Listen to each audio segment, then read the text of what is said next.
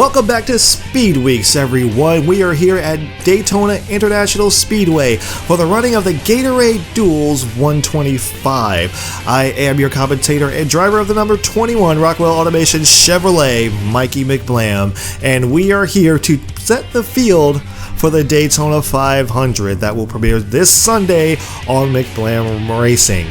So, without further ado, let's go ahead and get this race underway so we can go ahead and set the field for the 500. The Gatorade 125 determines the starting positions for the Daytona 500. The first race will determine the inside row and the second race will determine the outside row. The front row for the Daytona 500 is based off qualifying time alone and not the 125s. So if we win this race, either way, we are still starting on the pole.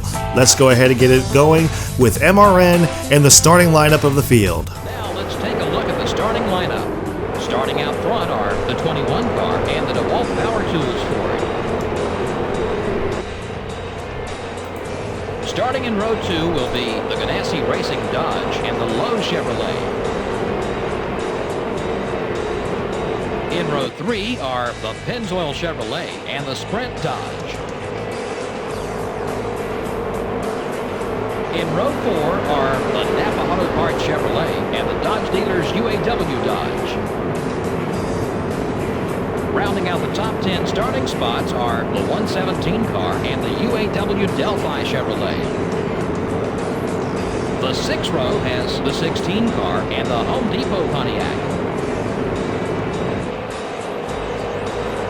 In row 7 are the Dale Jr. Chevrolet and the Tide Ford. Starting the race from row 8 are the 142 car and the 41 car. And in row 9 are the M&M's Pontiac and the 127 car. Starting in row 10 will be the Alltel Ford and the 98 car. And finally, starting from the rear of the field will be the 63 car. And that's how they will line up for the Gatorade 125 Duels here at Daytona International Speedway. Let's go ahead and get the race underway as we're getting ready to set the field for the 500. Green flags in the air, we're racing.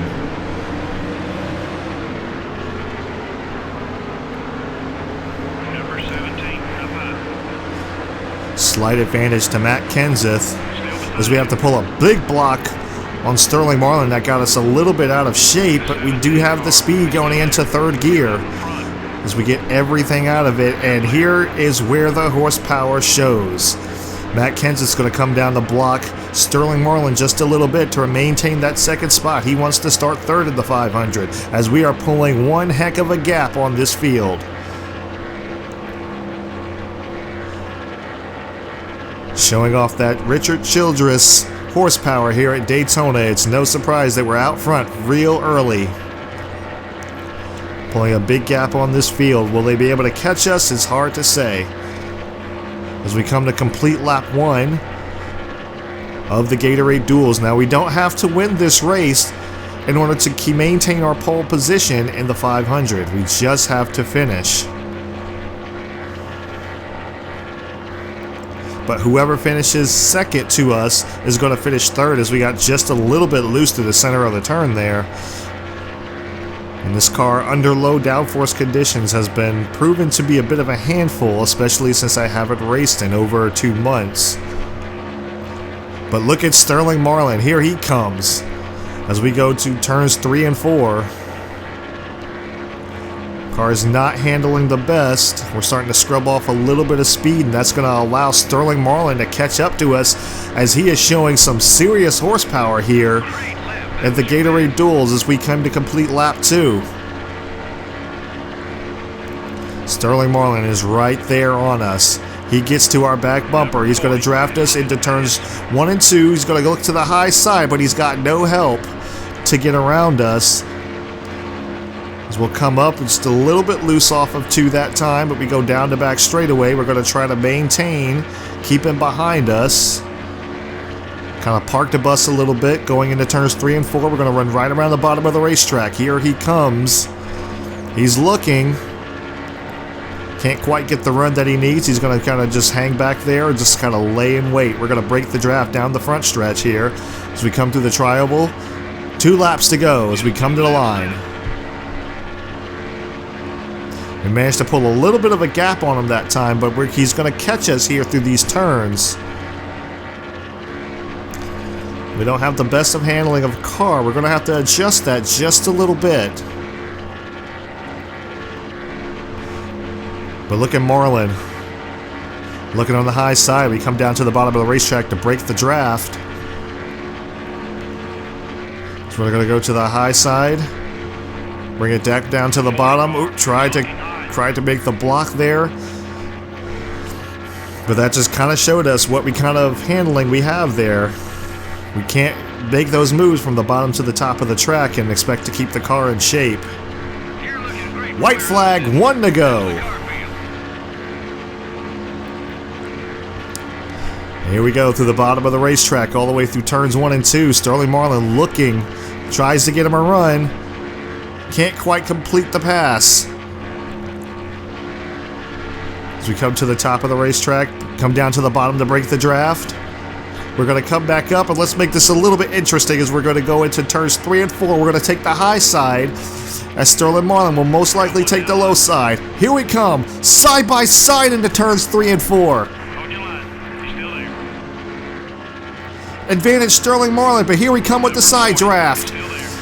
This is the finish of the Gatorade Duels. What's to come in Daytona? Side by side as we come to the stripe, and we win the Gatorade Duels at Daytona for the 3rd time in a row.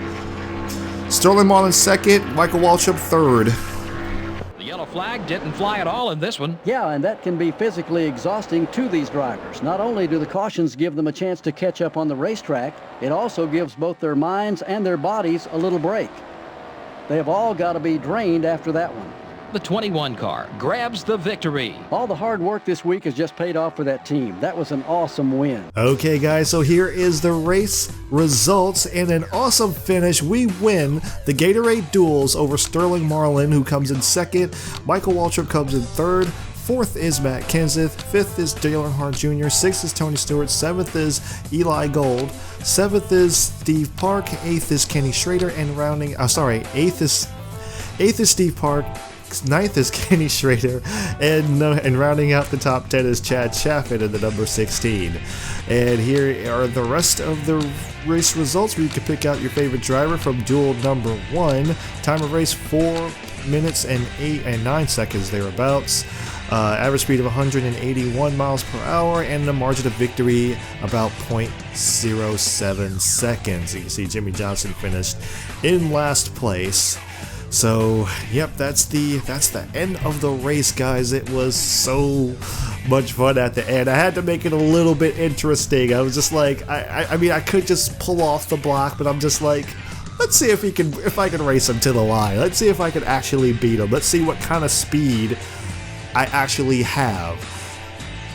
But I also know one thing now. I know Sterling Marlin is going to be the car to watch out for.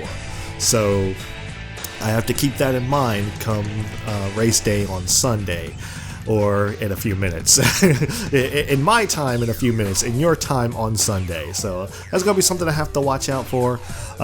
Is Sterling Marlin with that speed? I had no idea he would have that kind of speed here at Daytona, but he does. He's pulling off some serious stuff here. So it's going to be fun. It's going to be interesting, and I hope to see you guys there. Thank you guys for tuning in to McBlam Racing on McBlam Entertainment, where we try to bring a little enjoyment to your day every day. And as always, I appreciate you guys watching, and I will see you at the 500.